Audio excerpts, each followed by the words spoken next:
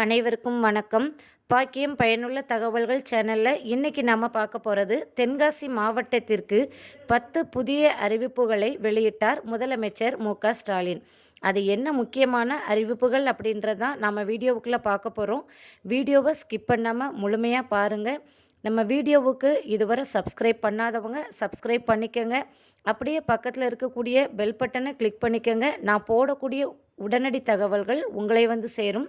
உங்கள் நண்பர்களுக்கும் உறவினர்களுக்கும் இந்த வீடியோவை ஷேர் பண்ணுங்கள். வாங்க வீடியோக்குள்ளே போகலாம்.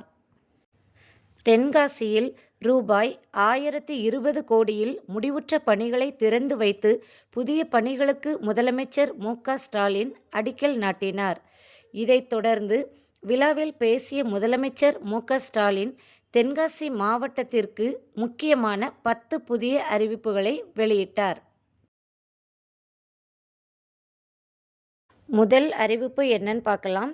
தென்காசி மாவட்டத்தில் மாவட்ட ஆட்சியர், காவல் கண்காணிப்பாளர் உள்ளிட்ட அலுவலர்களுக்கு ரூபாய் 15 கோடியில் 11 புதிய குடியிருப்புகள் கட்டப்படும்.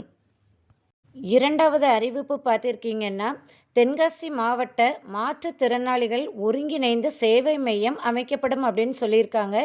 ரொம்ப பாராட்டத்தக்க திட்டம் அப்படின்னே சொல்லலாம். மூன்றாவது அறிவிப்பு, ஆலங்குளம் அரசு மகளிர் கல்லூரிக்கு ரூபாய் 1 கோடி செலவில் குடிநீர் மற்றும் அடிப்படை வசதிகள் செய்து தரப்படும் என்று கூறியுள்ளார். நான்காவது அறிவிப்பு, கடனாநதி அணை ரூபாய் 4 கோடி செலவில் புனரமைக்கப்படும் அப்படின்னு சொல்லியிருக்காங்க. அடுத்த அறிவிப்பு, அடவி நயினார் அணை திட்டத்தின் கீழ் ரூபாய் 5 கோடியில் அணைக்கட்டுகள், கால்வாய்கள், குளங்கள் சீரமைக்கப்படும் அப்படின்ற ஒரு முக்கியமான திட்டத்தையுமே இந்த கூட்டத்தில் வந்து கூறியிருக்கிறார். அடுத்த முக்கியமான திட்டம், ரூபாய் 52 கோடி மதிப்பீட்டில் தென்காசி மாவட்டத்திற்கு புதிய குடிநீர் திட்டம் கொண்டு வரப்படும் அப்படின்ற ஒரு திட்டமும் வந்து சொல்லியிருக்காங்க.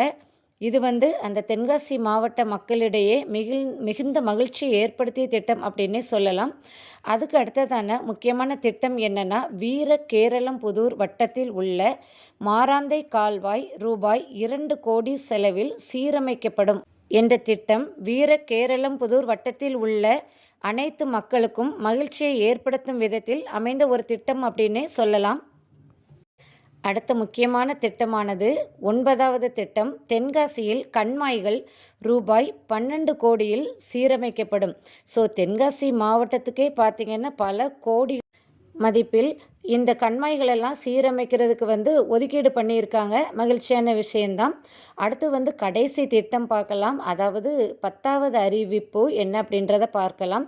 கடையம் ஊராட்சி ஒன்றியத்திற்கு ரூபாய் 6 கோடியில் புதிய கட்டடம், சிவசைலம் கடனா அணை ரூபாய் 4 கோடியில் சீரமைக்கப்படும் அப்படின்னே சொல்லியிருக்காங்க.